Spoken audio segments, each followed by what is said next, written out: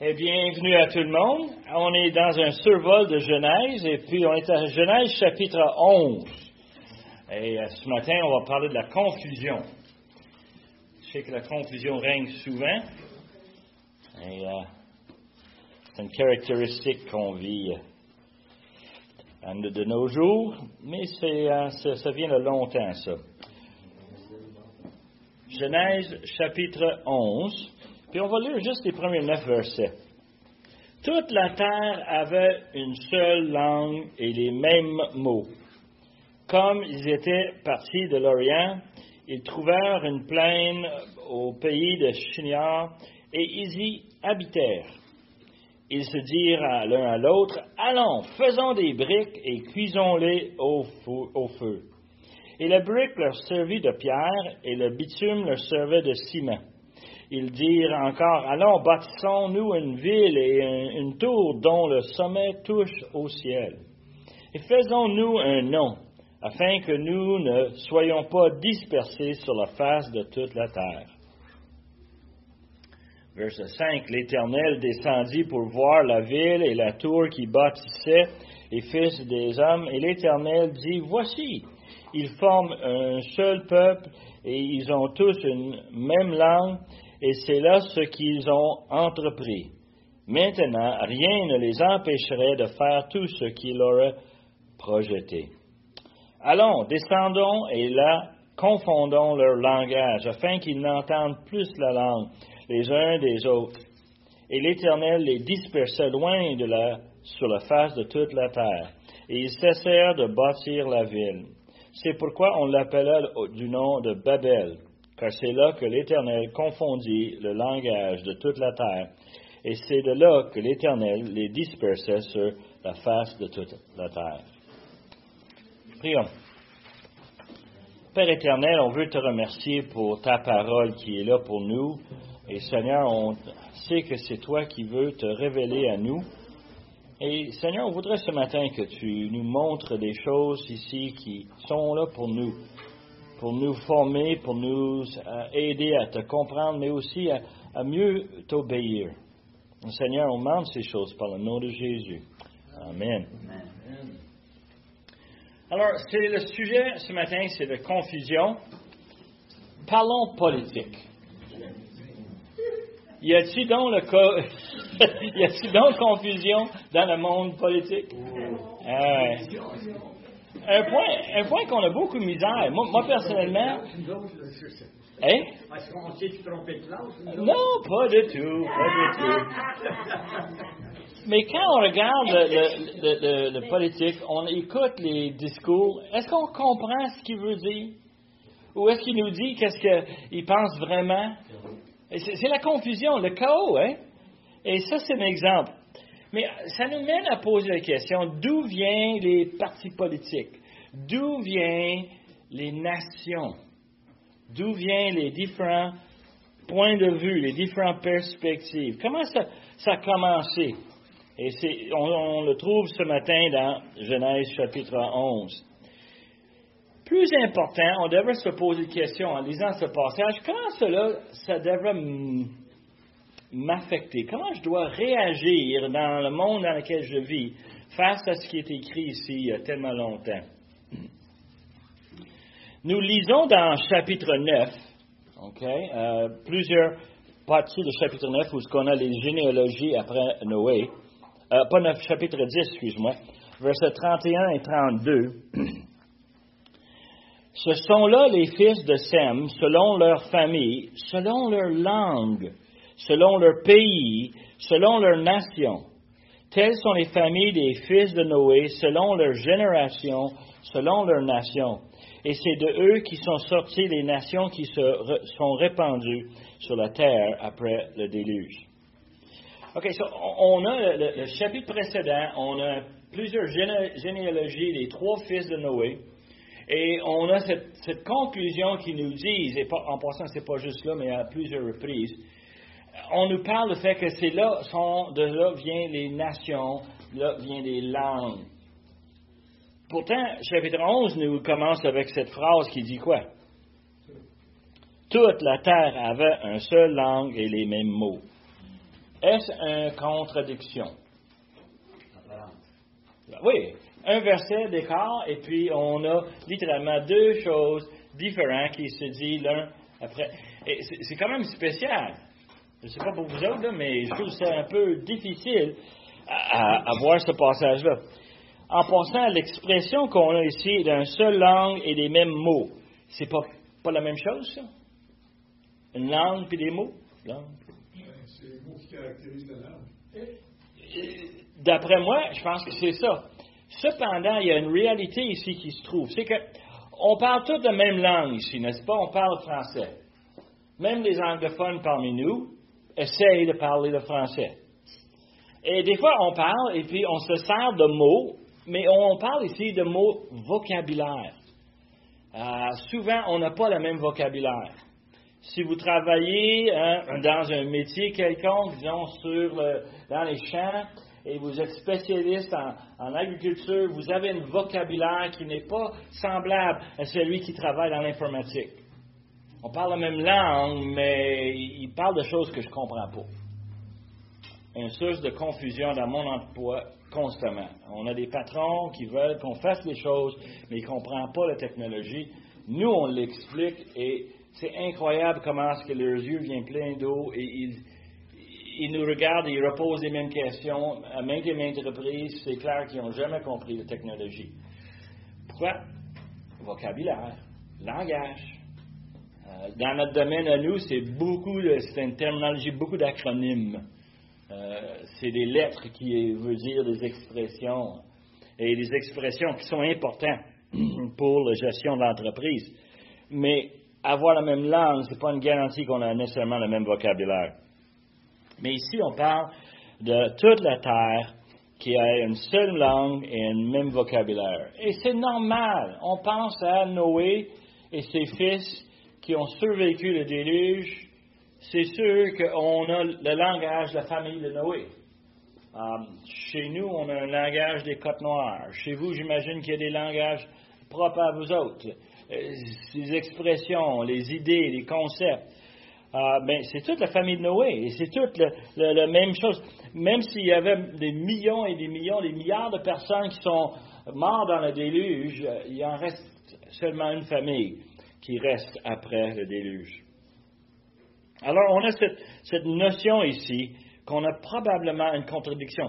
Et le plus qu'on étudie, le plus qu'on constate qu'entre chapitre 10 et chapitre 11, il y a un chevauchement. Il y a quelque chose qui s'est passé. Something happened. Quelque chose. On cherche à comprendre.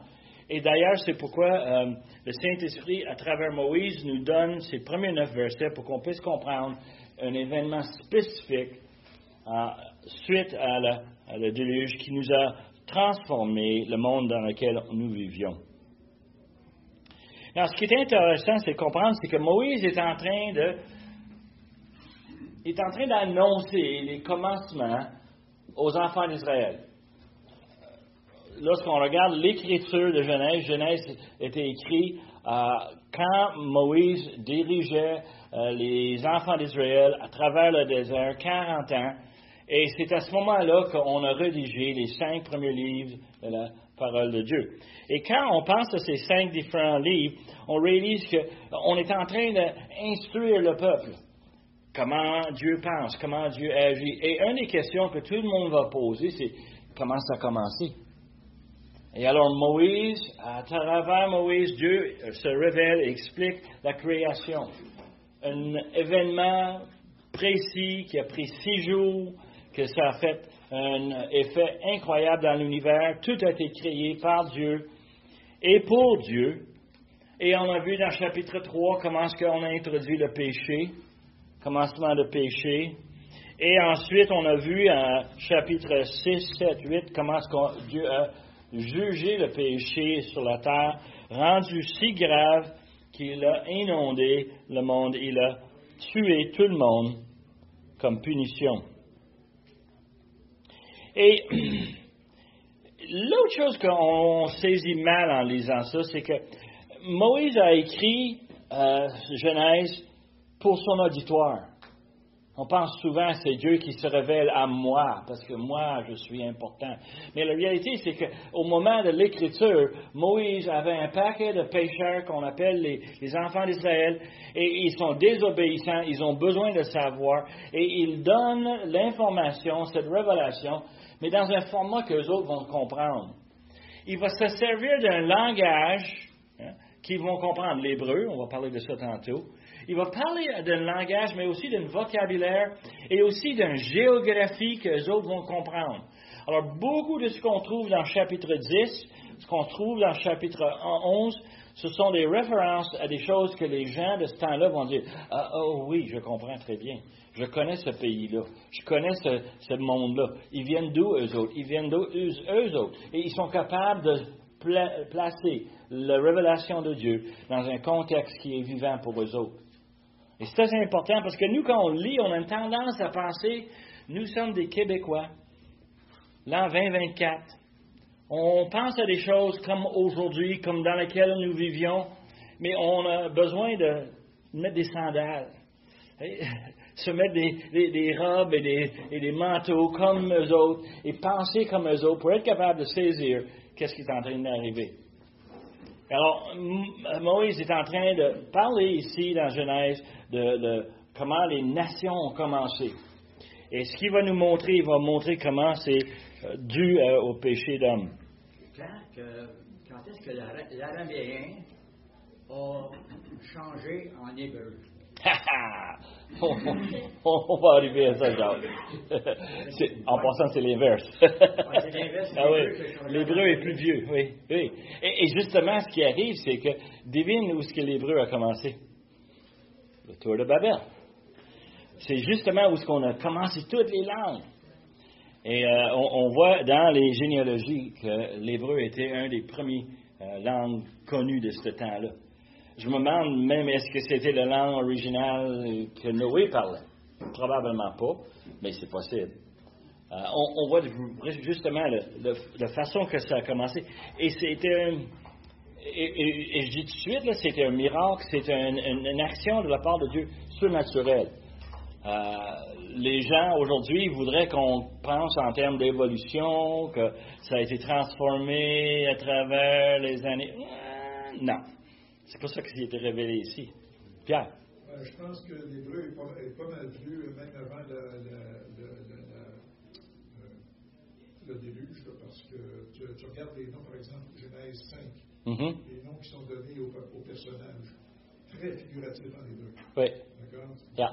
Quand on donne un nom, ça veut dire plus qu'un nom. C'est plus que Pitou. Dans ce temps-là, et on va voir ça dans le texte aujourd'hui, tout à fait. Et c'est une réalité. C'est drôle, tout le monde a un nom. Le nom que je porte, moi, c'est le nom que ma mère m'a donné. Et ça veut dire juge. L'Éternel est mon juge. Yeah. C'est Daniel. Alors, les noms ont des sens. Et en passant, ça revient encore à l'hébreu. Lorsqu'on regarde le passage ici, il faut constater une autre affaire que les enfants d'Israël vivaient, que pour nous, on ne le voit pas nécessairement. C'est tellement caché dans notre culture, mais dans leur culture, c'était très prominent. C'était l'idée de l'idolâtrie. D'où vient l'idolâtrie? D'où est-ce qu'on a arrêté d'adorer Dieu, puis on a commencé à adorer les morceaux de bois, les morceaux de pierre, les morceaux de métal? D'où ça vient tout ça? Bon, Noé n'avait pas d'idole, on n'en parle pas, mais après, juste après. Et c'est important, cette notion. Noé et ses 3 fils sont sortis de l'arche, et ils sont les seuls hommes à sauver le déluge. Ils partagent les mêmes expériences. Ils partagent les mêmes histoires, le même langage. Ils ont les mêmes valeurs. Et on voit ça dans Genèse 9, où on parle de péché des fils de Noé. Et on voit qu'ils ont la même valeur, ils ont le même concept. Ce que Pierre nous parlait tantôt le nom figuratif. Pour un hébreu, tout est figuratif. Tout est bien indiqué. Et entre le déluge et Abraham, combien de temps est-ce que vous pensez? Combien de temps a passé? Entre le déluge et Abraham? Combien? Pas pire. Moi, j'ai compté 10. Yeah. Mais 7 générations, 8, 9, 10, OK? 350 ans. Il n'y a pas grand-chose entre Abraham. Savez-vous qu'Abraham est né à peu près le même temps que Noé est mort? C'est fascinant de le voir. Il y avait même la possibilité, peu probable, là, mais... Oh yeah! Le fils de Noé, Shem, a vécu quasiment 100 ans, 150 ans passé Abraham. Le période de temps, en réalité, est très courte. Surtout pour des gens qui vivent longtemps. Nous, on vit que quoi? 60, 70, 80 ans, 90. On est parti comme un vapeur. Mais eux autres, ils ont vécu beaucoup plus longtemps. Mais, une question. Quand il est arrivé à 160 ans, il était vieux ou il était comme la jeunesse de 20 ans? Abraham? Moi, je sais qu'il travaillait la terre. Il faisait beaucoup de choses. Et quand on est vieux, on commence à ralentir. Mais 175 ans? C'était jeune. C'était jeune à l'époque de Noé, mais après Noé... Ça a changé. Ça a beaucoup changé. Quand Abraham et Sarah ont commencé à avoir des enfants, ils n'étaient plus en âge d'espérer d'avoir des enfants. Oui, ils avaient dépassé l'âge. Il avait 100 ans. Il était vieux, c'est aussi ça que Pierre est en train de dire. Sauf que, et moi je trouve ça fascinant, Abraham a perdu Sarah, il a pris une autre femme. Et élevé encore un autre 8 garçons. Et là tu dis, t'as une minute, c'est un vieux bonhomme, comment il peut faire ça? Hein? Par le miracle de l'Éternel, parce que normalement, je ne veux pas être délicat, mais normalement, c'est difficile à un homme d'avoir des rapports sexuels à certains. Et on réalise tout à coup que dans un cas, c'était vraiment un miracle de la vie. Mais aussi, c'est une caractéristique importante pour la discussion ce matin. Parce que, combien de monde est-ce qu'il y avait au moment du Tour de Babel? C'est une question que moi, ça me tracasse depuis une semaine et demie. Là. Ça m'agace, j'ai lu. Il y en a qui disaient qu'il y en avait des milliers de personnes, des dizaines de milliers de personnes. Je dis, ça n'a pas de bon sens. Ça n'a pas de bon sens. Et où est sorti sous seconde? Alors, Christiane est descendue hier. Elle m'a vu dans sur mon bureau. Je travaillais sur un chiffrier, puis elle dit, c'est quoi cette affaire-là? Puis là, j'explique, j'essaie de calculer combien de monde qu'il y avait, basé sur certains paramètres bien simples. L'exemple, et j'ai noté quelques-uns ici, c'est que lorsqu'on lit les généalogies, OK, et on lit le nom de quelqu'un qui a eu des fils, qui a engendré un fils, son nom était, il avait tel âge, et là, à chaque fois dans le chapitre 10, il nous dit, et il engendrait des fils et des filles. Et puis je me demandais, combien de fils, combien de filles? Et là, j'essaie de penser comme un vieux Québécois. C'est plus vieux que moi, plus vieux que Jacques. Donc, on parle de quelqu'un vraiment vieux. Là. Combien d'enfants qu'il y avait dans les foyers dans ce temps-là? Ma grand-mère, 25. Tadam! 25! Mesdames, pensez ça. 25 accouchements. Christian? C'est pas vrai. Hein, qu'est-ce que t'en penses, l'autre? Soyez féconds, je suis. Soyez exact. C'est un des caractéristiques de ce passage. Soyez féconds et multipliez. Et là, on pose des questions combien? C'est normal, si on retourne 100 ans dans la vie québécoise, que les foyers avaient 7, 8, 9, 10, 15, 20, 25 enfants. Ça, c'était normal pour des gens qui ne vivaient pas plus que 80 ans. Et en passant, ça tuait des femmes. Mais c'est vraiment, quand tu dis, c'est lourd. Alors, on voyait cette image-là, puis pourtant, le Seigneur avait dit à Ève qu'elle était pour quoi? La douleur d'enfantement était pour être augmentée. Mais c'est vraiment, ça fait partie de la punition. Et les hommes avaient plusieurs femmes. OK, un autre variable à ajouter, là, la polygamie. Et là, ce qu'on commence à constater, c'est que le chiffre est grand. Et c'est pourquoi que Christiane a regardé le tableau que je faisais, et elle a dit, ça n'a pas de bon sens. Non, ça n'a pas de bon sens. Si on regarde le calcul, et ça, c'est un problème. On parle de 7 générations jusqu'à Abraham, mais on parle juste au moment du tour de Babel. C'était pas Abraham encore. Abraham n'était pas encore né. So, c'était pas 7. C'était 4 ou 5 générations pour arriver. Et je vais arriver à pourquoi on pense à cette date-là. Mais on sait que dans ce temps-là, on avait 10, 15 enfants. On avait beaucoup d'enfants. Et on sait qu'il n'y avait pas de contraception comme nous avons aujourd'hui. Et comme l'exemple qu'on a parlé de notre explosion de population à Québec il y a 100 ans, et les gens vivaient beaucoup plus longtemps. C'est plus facile d'avoir une grande famille quand le plus vieux s'occupe des plus petits. Et si on vivait 200 ans, 300, même 400, 500 ans, c'est logique de voir une famille très nombreuse. À un point, on travaille le champ, et les gars, aujourd'hui, c'est la récolte. On y va en gang et on part. On va manger cet hiver. Il faut comprendre que depuis Noé, maintenant, le météo a changé.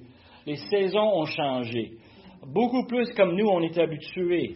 Chaleur, froid, pluie, neige. Tous ces éléments-là ont fait en sorte que c'est logique d'avoir une gang pour s'occuper ensemble. Et alors, on a cette notion ici qu'on a beaucoup de monde. Le calcul, les plus conservateurs nous disent qu'il y aurait probablement 2 ou 3 fois 10 000 personnes, 20 000 personnes, disons. Que je trouvais ça, quand j'ai entendu ça, quand j'ai lu ça, quand j'ai regardé ça, j'ai dit ça n'a pas de bon sens. Quand j'ai fait le calcul, si j'avais juste 10 enfants par famille en moyen, 20 000 personnes, c'est une bagatelle, c'est facile. En 5 générations, on remplit ce chiffre-là. Mais si on en a 20 ou 25, il y a un facteur de multiplication. Quand Dieu a dit « soyez féconds et multipliez », il voulait vraiment dire « multiplier ». Quand on fait cette notion, on parle de probablement une population de 600 000 personnes. Incroyable le nombre de personnes. Et quand on regarde ceci, on réalise que le monde grandit. Alors, l'Éternel avait dit quoi? C'est quoi les instructions qu'il a dit? Il a dit quoi? De remplir la terre. Il ne voulait pas qu'ils se tiennent à une place dans une seule ville, mais il voulait qu'ils remplissent la terre. Alors, c'est un défi pour eux autres.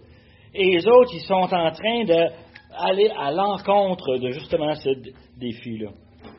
Et ici, on ne parle pas seulement des individus, mais aussi les tribus, de faire en sorte qu'ils doivent être distribués à travers le monde. Verset 10-5 nous dit que c'est par eux qu'on a été peuplés les îles des nations, selon leur terre, selon la langue de chacun, selon leur famille, selon leur nation. Quand j'ai lu ça, j'ai dit, ben oui, c'est exactement ce qui est arrivé. Mais ça n'explique pas comment ça se fait qu'on a ce passage où il y avait un seul peuple dans une seule place. Alors, une des choses qui nous aide à comprendre, c'est de comprendre les choses qui arrivent ponctuelles, les événements. Dans le chapitre 10, on a les généalogies génériques de tous les enfants de Noé. Et parmi tous les autres, on arrive à un des descendants, Cush, verset 8 de chapitre 10 nous dit que Cush engendra aussi Nimrod. C'est lui qui commença à être puissant sur la terre. Il fut un vaillant chasseur devant l'Éternel, et c'est pourquoi on dit « comme Nimrod vaillant, chasseur devant l'Éternel ». Ça a l'air que c'était un terme qu'on se servait même dans le temps de Moïse. On donnait ce nom. Alors, il y a des mots là-dedans que dans l'hébreu, on a plusieurs sens. Et on le voit bien ici traduit en français, même chose en anglais, sauf que l'arrière-plan des mots a beaucoup plus d'importance. Le mot puissant voulait dire avec force. Et normalement, pour avoir cette force, il fallait qu'on domine. On domine sur le terrain. On domine sur les animaux. On domine même sur les personnages. On parle ici de puissance, pas nécessairement juste force physique, mais aussi force dans la société. C'est un gars qui est habitué, Nimrod, de faire ce que ça lui tentait, puis ôte-toi donc les jambes. Quand il passe, oui, monsieur Nimrod, oui, on se tasse, oui, monsieur Nimrod, on se fait qu'est-ce que tu veux. Et il nous dit aussi ici, il était un champion sur les autres, un chef.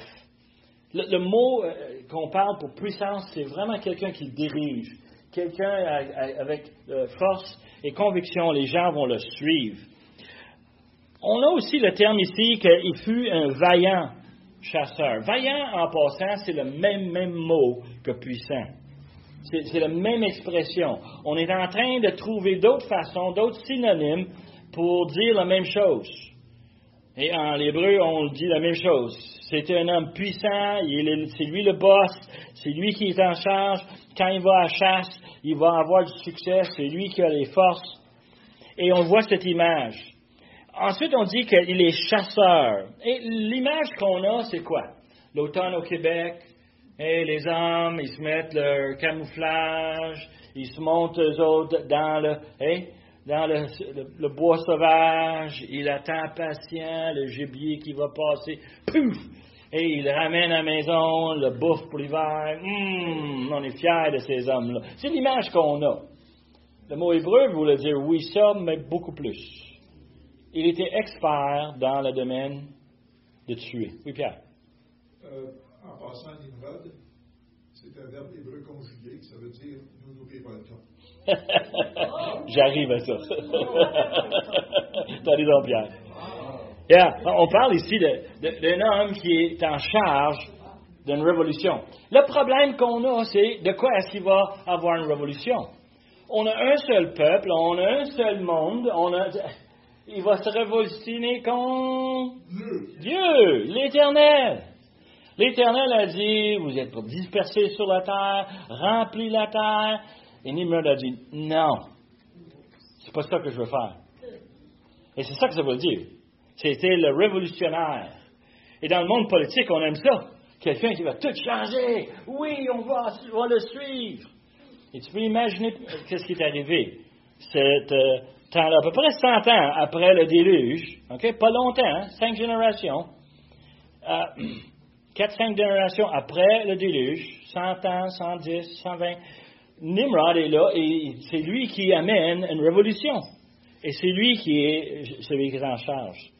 Et je dis ça parce que dans chapitre 10, verset 10, il nous dit, il régnait d'abord sur quoi? Babel. Ah, regardons ça. Eric, Akkad et Caïn au pays du Shinéar. En passant à Shinéar, je veux juste vous parler rapidement. Là, vous savez où est-ce que ça se trouve, ça? Ça se trouve où est-ce qu'on a construit les villes, un après l'autre, par-dessus l'autre, la ville de Babylone. Hein? C'est dans la vallée de Mésopotamie, qui est la jonction des fleuves Euphrate et Tigre. Ils se rencontrent à la même place, et c'est cet endroit-là où est-ce qu'on parle de le jardin d'Éden. Yeah, on parle de retourner à nos sources. Et on trouve là quoi? Un terrain fertile, on trouve là une place agréable, protéger des éléments. On est dans une situation vraiment confortable. Quelle meilleure place de bâtir une ville pour toute la population de la terre. Alors, Nimrod semble être le chef des peuples qui ont habité cette place-là. Il semble que c'est lui qui a dirigé les efforts de garder la population ensemble. Restons ensemble. Pourquoi est-ce qu'on veut rester ensemble? C'est la famille. On aime ça, être capable d'exercer notre pouvoir sur la famille. On aime ça, diriger. C'est dur d'être chef quand tout le monde est parti au loin. Hein? Et tu vois le problème, hein? Ça va à l'opposition. Dans verset 2 de chapitre 11, nous dit, comme ils étaient partis de l'Orient, ils se trouvaient une plaine au pays de Shinéar et ils habitèrent. On parle de cette place-là, c'était vraiment un endroit agréable de rester. Et là, ils disent, arrêtons-nous de voyager, de promener. Pense un peu à Noé lorsqu'on a sorti de l'arche. Est-ce qu'il y avait des maisons pour habiter? Non, il va falloir en construire. Mais entre-temps, on va rester sous des tentes. on va être des bergers, on va avoir des champs, on va travailler des jardins, mais on va rester dans un endroit probablement... Yeah, et c'est temporaire, right? On se promène un peu. Est-ce que vous voyez ça? Moi aussi, je le vois. Et là, tout à coup, l'idée est arrivée, on va faire une ville. Et ce qui est fascinant, il dit, faisons des briques. Connaissez-vous un peu la nature humaine? Oui, hein? On est des humains, on sait qu'est-ce que c'est. Est-ce que des fois, vous trouvez des solutions à des problèmes? Et vous êtes fiers de vous-même, hein? Vous avez trouvé une façon de rectifier une recette qui ne marche pas, ou peut-être un meuble qui est brisé à la maison, puis tu l'as réparé, ou peut-être vous avez eu l'idée de voir, il y a une vente telle place, on va aller acheter telle chose qu'on a besoin, on va se servir, que ce soit une machine à crème glacée ou non, une machine à café, excuse-moi, ou non. Nous autres, on aime ça, l'intelligence humaine. Et on aime ça, l'intelligence appliquée. Quand il nous construit un pont, puis ça fonctionne bien, puis il n'y a pas trop de circulation, on est-tu donc gâtés d'avoir l'intelligence humaine à notre disposition, prête à nous servir, et que c'est fun. L'Internet, oh boy, le gars qui a inventé ça. Ah, misère de misère. Quand on a découvert Amazon et qu'on peut commander des choses, puis ça arrive chez nous, on n'a même pas besoin de sortir dehors dans le tempête. Non, il va venir le livrer. Hey, l'intelligence humaine, on aime ça. Faisons des briques. Parce que si je vais construire une maison dans ce temps-là, qu'est-ce qu'on fait? On ramasse des roches, puis on se fait des murs. Hein? C'est un peu comme ça qu'on fait ça. Non, on va faire des briques. C'est quoi le fun des briques? Les briques, on peut les tailler comme on les veut. Si on veut quelque chose de courbé, si on veut quelque chose de droit, un brique, on les fabrique comme on veut. Et l'intelligence humaine. Je vante ici. J'ai un de mes garçons qui voulait se faire un trottoir. Et puis, il dit, papa, je vais faire un trottoir avec du ciment. Mais je vais tricher. Je vais faire pareil de ciment comme des briques. Alors, il s'est fait un moule.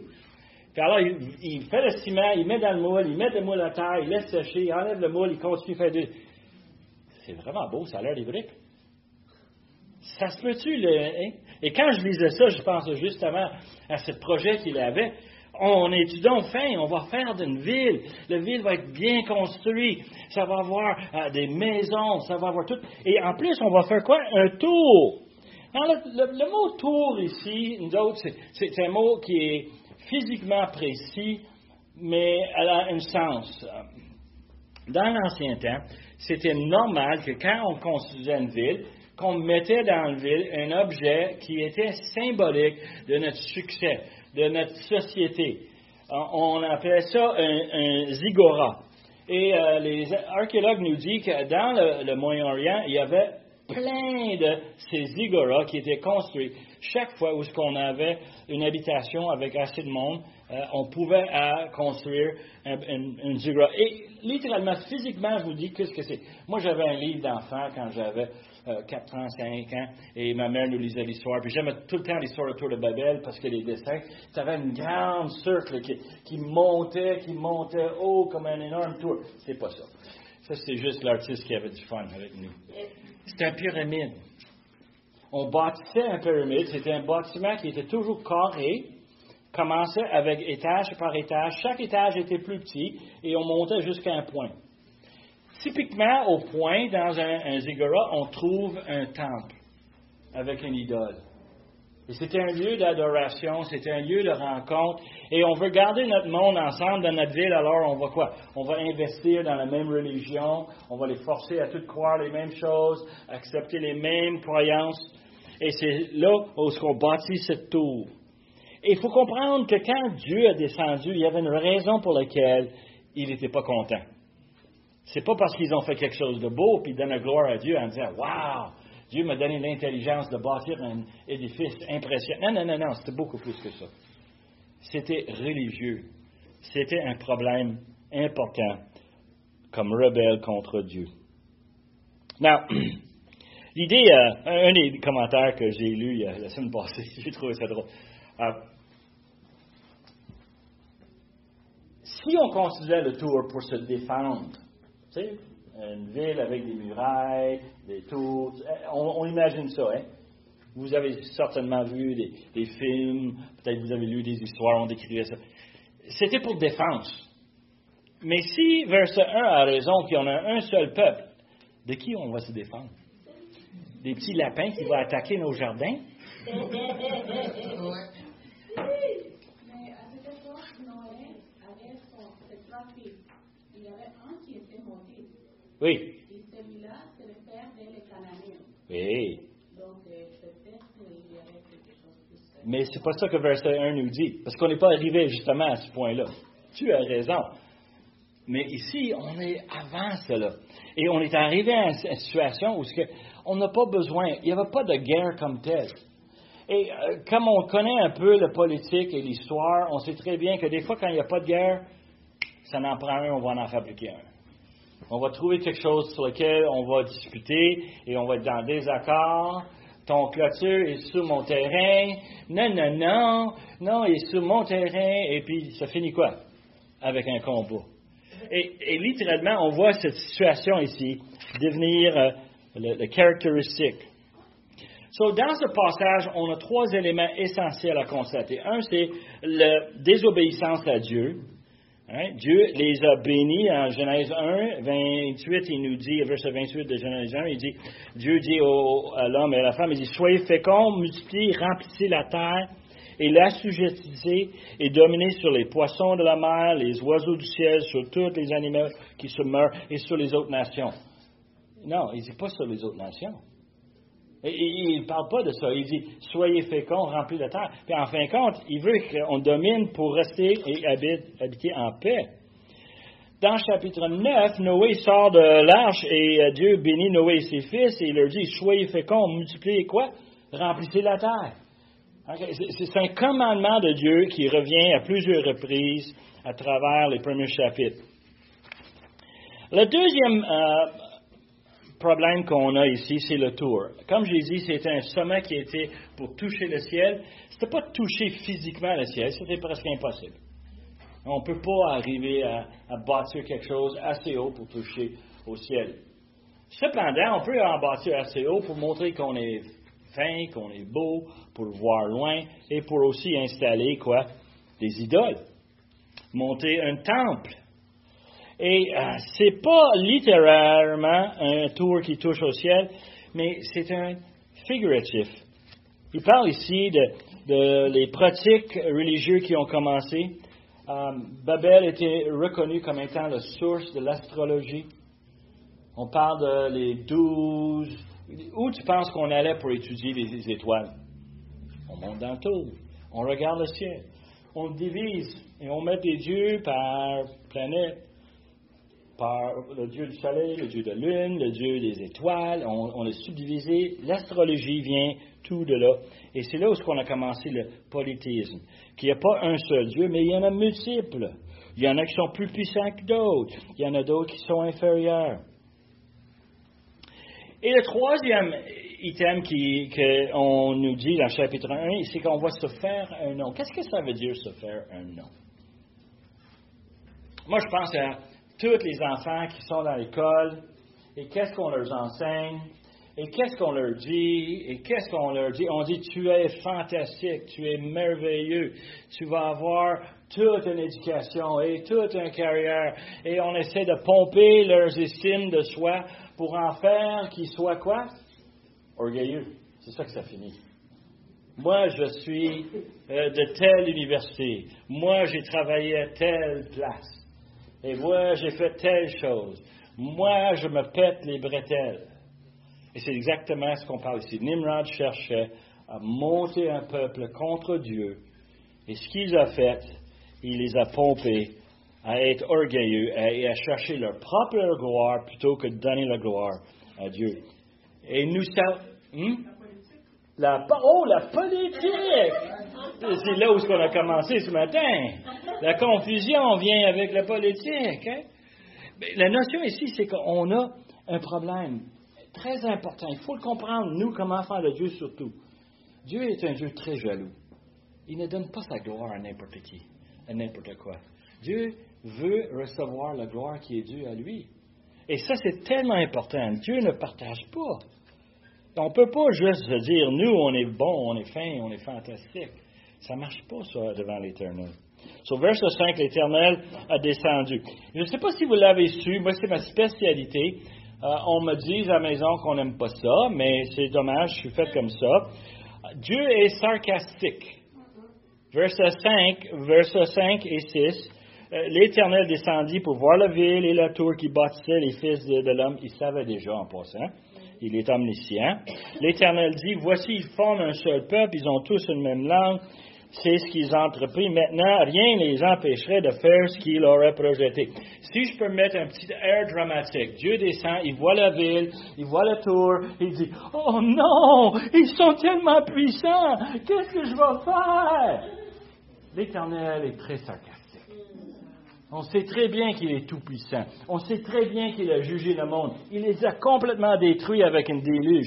Et 100 ans plus tard, il fait face à la rébellion. Qu'est-ce que Dieu va faire? Dieu va faire ce que Dieu veut faire. On ne va pas l'empêcher. Il est en train de moquer de ses hommes avant de les punir. Et ça, c'est spécial. Il va les empêcher. Verset 7. Descendons. Descendons et confondons leur langage afin qu'ils n'entendent plus la langue les uns les autres. Verset 7. Now, moi, j'avais mal compris ça quand j'étais tout petit. Moi, j'avais compris que tout le monde parlait une langue différente. Personne ne se comprenait. Et quand tu penses un peu, là, c'est pas tout à fait qu'est-ce qui est arrivé. Pierre? À langue descendant, c'est au pluriel. Au pluriel, hein? Oui, c'est au pluriel que j'allais dire. La Trinité. La Trinité est déjà présente. Et Dieu est en train de dire, nous, Père, Fils et Saint-Esprit, sommes beaucoup plus puissants, à un point qu'on peut miraculeusement changer leur langage. Alors, ce qu'on constate, si on regarde le chapitre 10 et tous les descendants qui sont énoncés, on découvre très rapidement qu'on parle de chaque tribu et leur langue. So, il semble que la confusion qu'on a n'était pas entre mari et femme, n'était pas entre père et fils, mais était entre les différents descendants, les tribus, les descendants de Noé. La confusion était telle que, au moins nous autres, on se comprend, chérie, pack tes bagages, on s'en va. C'est un peu comme ça. Et pensez la logique un peu. Si vous êtes malheureux, Roy, tu vas dire à Connie, on fait-tu des plans?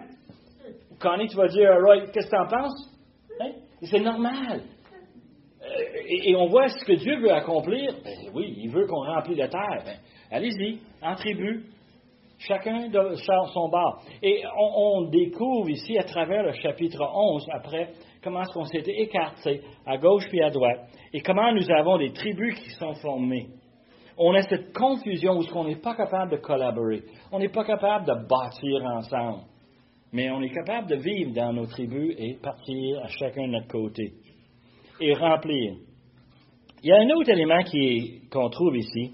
Et moi, je trouve ça fascinant, cette partie ici, là. C'est que l'Éternel les dispersait, verset 9, sur la face de toute la terre. On l'appelle la ville Babel. Babel, dans le langage, voulait dire confusion. Nous, aujourd'hui, on a même le langage, on parle de quelqu'un qui va bafouer. Ça vient de la même racine, cette notion de confusion. Et c'est comme ça qu'on a nommé la ville de confusion. Et on voit très bien que Dieu les a éloignés, il les a dispersés. Beaucoup de discussions là-dessus en passant parmi les commentaires. La dispersion, on sait que c'est le résultat. Le mécanique, on n'est pas sûr. Est-ce que c'est simplement, on a parti à pied, puis on a dit, on s'en va, chacun de notre côté? Comment est-ce que le monde se sont rendus en Amérique du Sud? Comment est-ce que le monde se sont rendus en Amérique du Nord? Comment est-ce que le monde et en Afrique? Et comment c'est arrivé, ça?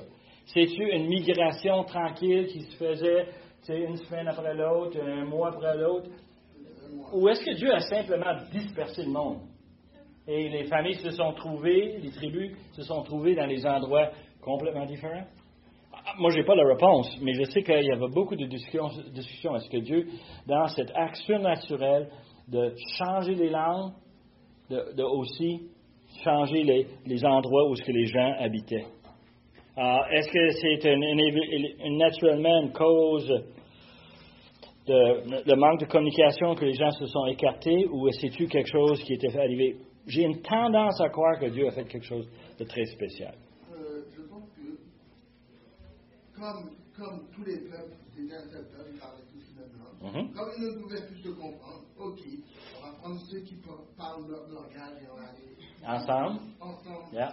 Comme tous ceux qui parlent français vont ensemble, tous ceux qui parlent anglais vont ensemble, tous ceux qui parlent espagnol vont ensemble. C'est ça. Alors, on se disperse, merci, bonsoir. Et c'est très logique de penser comme ça. Moi, je ne veux pas dire que c'est pas ça. Mais je sais que Dieu avait un rôle à faire là-dedans qui était spécial. Et justement, on voit par exemple, quand on arrive dans le chapitre 12, on va voir la vie d'Abraham. C'est un cas très spécial. Il fait partie d'un tribu. Il a des comportements.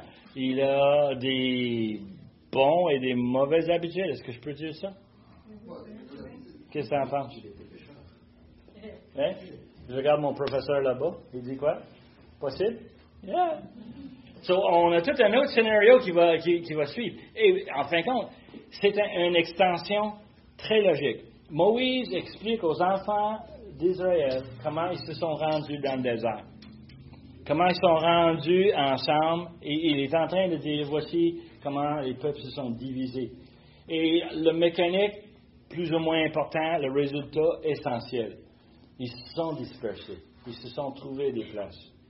Et on voit même dans la vie d'Abraham, on va voir des exemples de comment Dieu a travaillé pour l'amener où ce qu'il l'a amené et de la façon qu'il l'a fait. Now, ce qui est fascinant, j'aime aussi, c'est l'expression sur la face de toute la terre. C'est pas juste, on est dans le Moyen-Orient et on se déménage, on se déplace d'un pays à un autre, mais il dit ici sur toute la face de la terre. Comment ça se fait qu'on a des populations rendues partout? Et on voit les cultures, et on voit énormément de similarités entre les cultures. Il y a beaucoup de choses qui reviennent à ce qui est arrivé à ce moment ici. Ce que je trouve fascinant un peu sur une petite note, c'est que Noé est encore en vie. Noé a encore un autre 200 ans à vivre. Son fils Sem a encore un autre 300 ans à vivre. Il est là, il est témoin oculaire. Qu'est-ce qu'il disait? Comment est-ce qu'on le traitait? Probablement, on le repoussait. Hey, le vieillard, tasse-toi. Nous autres, on prend la charge. Et on voit tellement qu'il y a des éléments là-dedans qui auraient dû être très évidents. Quand on parle d'une révolution contre Dieu, ils savaient très bien qu'est-ce qu'ils faisaient. Et ils avaient des témoins qui ont dit, j'ai vu le déluge. J'ai vu qu'est-ce qui est arrivé quand Dieu décide de punir une population. Et on voit cette confrontation, ce conflit. Et comme on a commencé avec, là, je vois la politique pure et simple. Mais à travers ce passage, juste pour terminer, nous voyons la souveraineté de Dieu. Dieu est en charge. Juste parce que les hommes décident de faire quelque chose, Dieu va faire ce que Dieu veut. Et en passant, c'est une réalité. À l'ouvrage, je ne sais pas chez vous, mais à l'ouvrage, on a beaucoup de discussions sur la politique. Et à chaque fois, il me parle à moi. Moi, je dis, tu sais, il y avait des Babyloniennes, il y avait des Assyriennes, il y avait des Mèdes et des Perses, il y avait des Grecs, il y avait des Égyptiens. Là, tu veux que je me prononce sur, un gouvernement canadien qui va durer peut-être 5 ans? Ça vaut pas la peine de gaspiller la salive là-dessus, hein? Ah oui. Bonne réponse. Il n'y a pas de choix. Hein? Je sais que Dieu est en charge. Et c'est une opportunité de soumettre le fait que les Palestiniens aujourd'hui ne sont pas si puissants que ça. Dieu les a permis d'être là. Et Dieu va les enlever quand il est tanné. Dieu va faire ce que Dieu veut faire. Je pense que c'est Dieu qui fait la politique, mais il va faire la politique personnelle dans la Jérusalem. C'est quand même inévitable. Hein? Il sera le meilleur des politiciens parce Mais une des meilleures expressions que j'ai jamais vues, c'était un gars qui aspirait d'être politicien. Évidemment, personne ne l'a cru. Puis le bonhomme, il avait dit, être premier ministre, c'est comme être chef en charge des concierges. C'est ça. On s'occupe du pays, on s'assure que c'est propre, c'est nettoyé, c'est entretenu. C'est ça notre job. C'est pas si grand que ça. Évidemment, personne n'a voté pour lui. Hein. Mais même face à la désobéissance de l'humanité, Dieu est en charge. Et ça nous donne un défi comme enfants de Dieu. Est-ce qu'on est prêt à se soumettre à sa volonté? Est-ce qu'on est prêt à accepter? Peu importe. Soyons pas distraits par les vaines paroles, par les actions des hommes autour de nous, mais soyons fidèles à notre Sauveur. C'est vraiment ce qu'on voit à travers ce passage-là. Et on va en parler plus encore la semaine prochaine. Terminons avec un mot de prière. Père éternel, on veut te remercier pour l'exemple qu'on a de la tour de Babel. Comment tu es un Dieu qui ne tolère pas la désobéissance. Et tu vas le punir un jour. Et Seigneur, c'est à nous à te regarder et l'apprécier. Tout ce que tu nous as donné, les grâces sans fin. Et avec cela, Seigneur, nous te donnons gloire pour toutes choses. Père éternel, on voudrait que tu nous bénis, que tu nous guides, que tu prépares nos cœurs pour l'adoration qui vient. Que ce soit acceptable à toi. Nous demandons ces choses par le nom de Jésus. Amen.